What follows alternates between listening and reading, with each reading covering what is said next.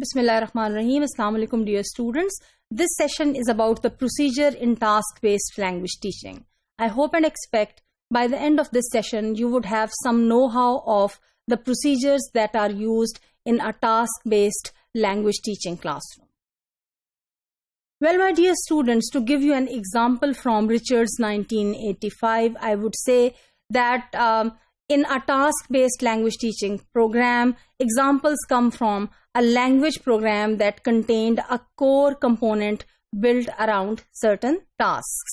The program was an intensive conversation course for Japanese college students studying on a summer program in the USA.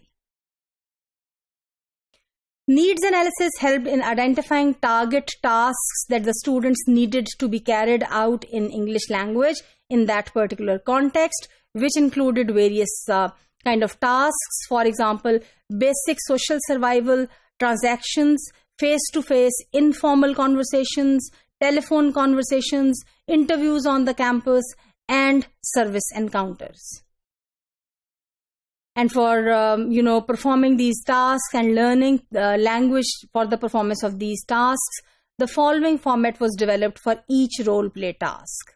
The pre-task activities, for example, number 1, learners first take part in a preliminary activity that introduces the topic, the situation, and the script that will subsequently appear in the role play task.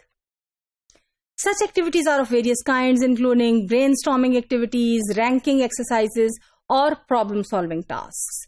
Now, what is the focus? The focus is on thinking about a topic or thinking about a theme, generating vocabulary and related language that can be used in relation to that, and developing expectations about the topic. This prepares learners for the role play task. Number 2, learners then read a dialogue on a related topic. This serves both as a model for the kind of transaction that the learners will have to perform in the role play task and to provide examples of the kind of language that is needed to perform that task. As far as the task activity is concerned, the third step is that learners perform a role play.